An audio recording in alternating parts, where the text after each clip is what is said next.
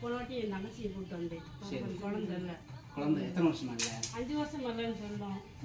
நீங்கள் விளக்கு சொன்னீங்கல்ல, அடுத்த வருஷம் அடுத்த பண்டிகைக்கு வாங்க அப்படிங்க. சரி. இப்போ கன்சீவ் ஆயிடுச்சா? 5 வருஷம் குழந்தை இல்லாமல் இருந்துச்சா? சரி. எத்தனை பஞ்சு விளக்கு போட்டா? ஒன்றுக்கு தான் போட்டுருக்காங்க. வந்துச்சு. நீங்கள் சொல்லி விட்டுருக்கீங்க. அடுத்த பட்ஜெட்டுக்கு வந்து விளக்கு போட்டுருக்காங்க. டோர் வந்து போட சொல்லியிருக்கீங்க அடுத்த வரையில். சரி. இப்போ நாள் தள்ளிக்கணும் பசங்க. சரி இருக்கட்டும். 5 வருஷம் கழிச்சு இப்போ அம்மா கொடுத்துருக்கா. ரொம்ப கவனமாக இருங்க. வராய மாட்டேன். குழந்தை வந்து எத்தனை வருஷம் இல்லைனாலும் பரவாயில்ல. உங்களுக்கு தெரிஞ்சதை இன்னும் 2 பேர்கிட்ட சொல்லுங்கள். குழந்தை இல்லாதவங்களுக்கு வராய் கண்டிப்பாக குழந்தை கொடுத்துருவாங்க. எந்த ஊர் நீங்கள்?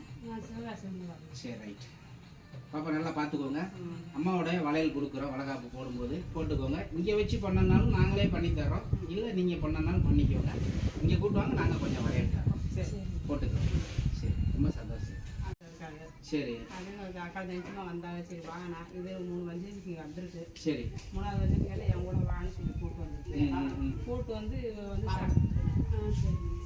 போவோம். சரி. அந்த மாதிரிலாம் சொன்னாங்க. அடுத்த பஞ்சமிக்கு நீ வாமா அப்படின்னு சொல்லி சொன்னாங்க. சரி சரி அப்படின்ட்டு அந்த எங்கள் வீட்டில் ஒரு பிரச்சனை இருக்கா கோயில் வரைக்கும் ஒரு பசங்களையும் போகலான்னு. சரி சரி சரி முடிஞ்சிருச்சு அதெல்லாம். அது இன்னைக்கு தான் இப்போ அம்மா எடுத்து வந்து. சரி சரி ரொம்ப சந்தோஷம். அம்மா உங்களுக்கு குழந்தை கொடுத்துருக்காங்க. ஃபோன் போட்டு சொல்லிச்சு.